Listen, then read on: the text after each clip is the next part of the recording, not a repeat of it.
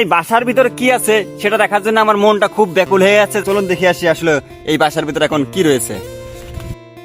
আসসালামু আলাইকুম গাইস, কি অবস্থা সবার, কেমন আছেন? আশা করি সবাই ভালো আছেন। নিয়ে আসলাম আপনাদের জন্য আরো একটা নতুন পাখির বাসার ভিডিও দেখানোর জন্য।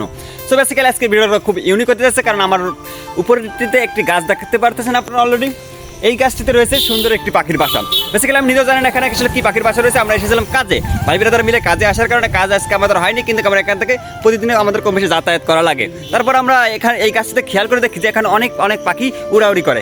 আজকে আমরা তার ব্যতিক্রম নয়, কাজ থেকে ফিরে আসার পথে আমরা দেখতে পারি এই গাছটিতে একটি পাখি উড়াউড়ি করতেছে, তাদের বাসায় যা আশা করতেছে।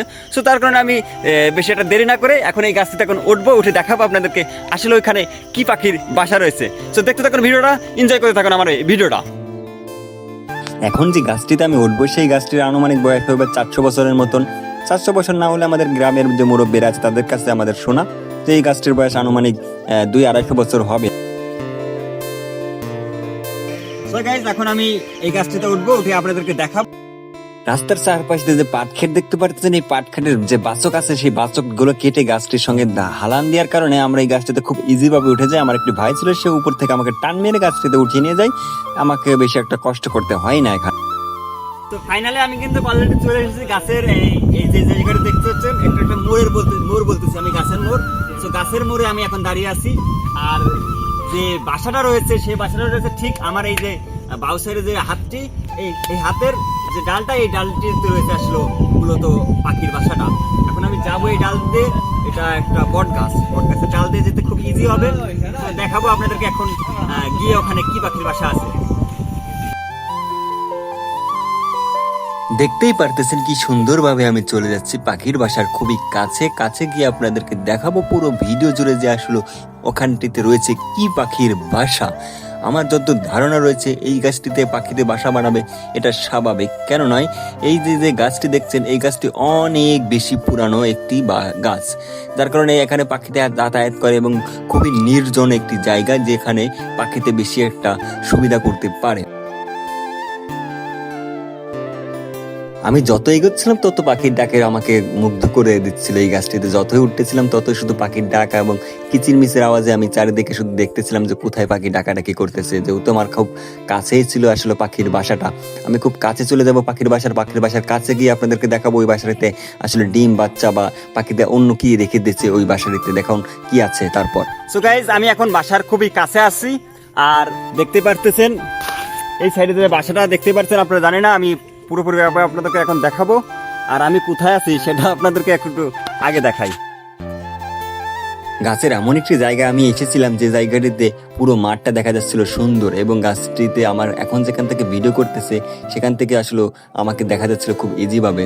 দেখতে পাচ্ছেন কতটা উপরে এসেছি, আর আমি রয়েছি বাসার খুবই কাছে। এখন এই পাখির বাসার ভিতর কি আছে সেটা দেখার জন্য আমার মন খুব আনচান করতেছে।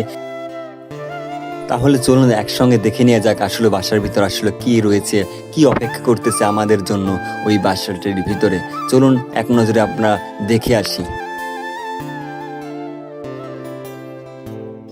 এখন এই বাসার ভিতরে কি আছে সেটা দেখার জন্য আমার মনটা খুব ব্যাকুল হয়ে আছে, জানি আপনাদেরও মনটা খুব ব্যাকুল হয়ে আছে। দেখাবো আসলে আমি আমার কাছে খুব কাছেই রয়েছে পাখির বাসাটা। এখন আমি একদম ছোট্ট একটা ডালের উপর বসে আছি। ডালটা অনেক শক্ত থাকার কারণে আমার বেশি একটা ভয় লাগতেছে না। তো যাই হোক, এখন আমি আপনাদেরকে ফাইনাল লুকটা দেখাবো পাখির বাসার ভিতরে আসলে কি রয়েছে। যতদূর মনে হচ্ছে এটা আসলে ঘুঘু পাখির বাসা হতে পারে। ইয়েস, এটা ঘুঘু পাখির বাসা। তো চলুন দেখে আসি আসলে এই বাসার ভিতরে এখন কি রয়েছে। পাখিগুলো খুব সুন্দরভাবে কারুকাজ করে তাদের বাসাটি তৈরি করেছে। আসলে এই ধরনের পাখির বাসা মূলত তৈরি করে থাকে ঘুঘু পাখি, এবং কি অন্যান্য যে পাখি আছে সেই পাখির মাঝে হতে পারে, তবে আমার যত ধারণা এটা ঘুঘু পাখির বাসা হতে পারে। সো দেখুন, বাসার ভিতরে আসলে তেমন কিছু ছিল না, নতুন বাসা আসলে মনে হচ্ছিল দেখে।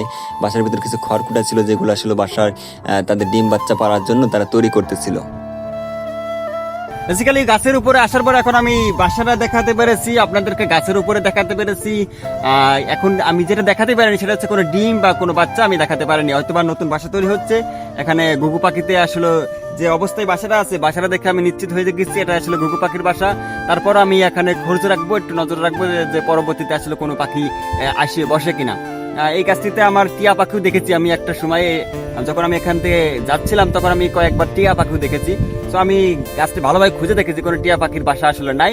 মাঝে মধ্যে হয়তো এই যে গাছের যে ফলমূল আছে সেই ফলমূল তারা খেতে আসে, কিন্তু কোনো পাখির বাসা আসলে দুটো পাখিতে বাসা বেঁধেছে, একটি পাখির সঙ্গে আরো একটি পাখির বাসা আছে ওই সাইডে, ওইটা একটু দেখবেন।